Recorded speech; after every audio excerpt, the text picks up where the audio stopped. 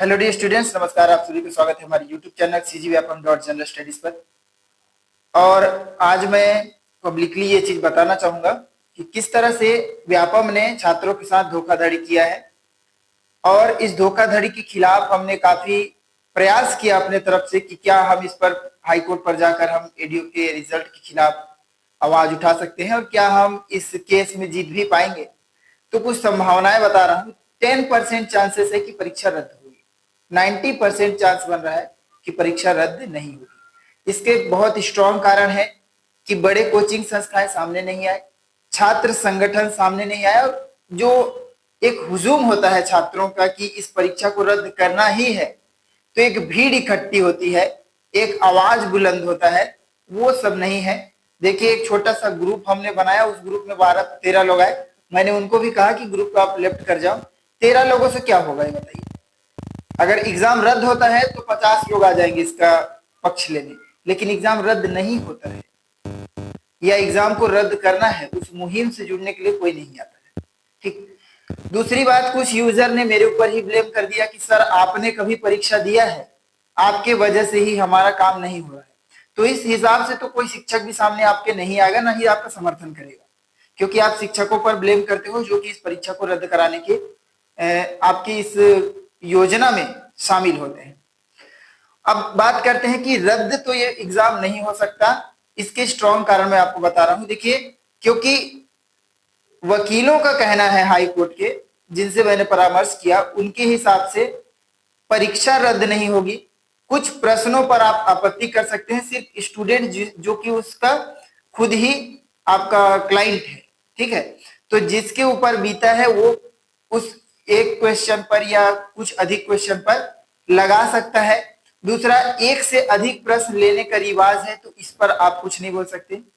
12 question delete किए गए हैं, उसको आधार बनाकर आप कर सकते हो, लेकिन फिर भी परीक्षा रद्द करने लायक ये मैटर नहीं बना पाएगा। दूसरा क्या हो सकता है आपका कि इंडिविजुअल आप व्यक्तिगत रूप से लगा सकते हो किसी प्रश्न पर कि इंग्लिश में अलग क्वेश्चन था, हिंदी में अलग क्वेश्चन था, तो उसमें बेनिफिट किसको होगा? जो आधार पे लटका हुआ है, 1-2 नंबर के डिफरेंस से ऊपर आ सकता है। रही बात पीजीडीआरडी नहीं है और 80 प्लस या 75 प्लस है, अभी आपका रैंक दिखा रहा है 100, 200, 50, 60, उनका क्या होगा?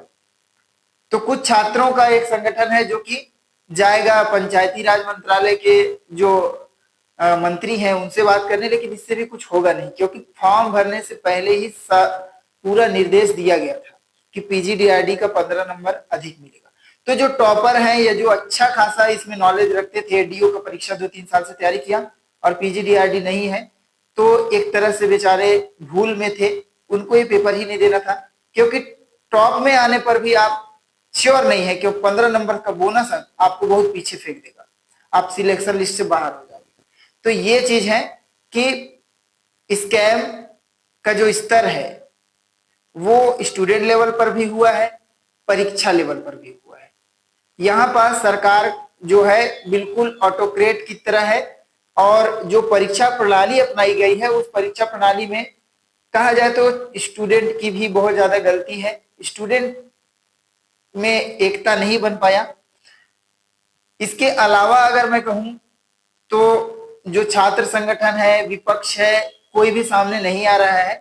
ये भी एक नाकामी है, क्योंकि हम दबाव बना सकते थे। जैसा मेरा योजना था कि हम जिला में खड़े होंगे, जिला में जब चालू हो जाएगा तो सब एक बड़ा समूह बनकर व्यापम का घेराव करेगा, व्यापम पर दबाव बनाएगा। लेकिन मैंने देखा कि 10-11 बच्चे एक्टिव हुए, बाकी सबको जू भी नहीं रहेगा उनके कान पर। तो हम क्या कर सकते हैं बताइए? 10 लोगों को लेकर जाएंगे हम। शिक्षक भर्ती में हमने देखा था हजारों की भीड़, फिर भी उनका क्या हुआ? कुछ भी नहीं हुआ।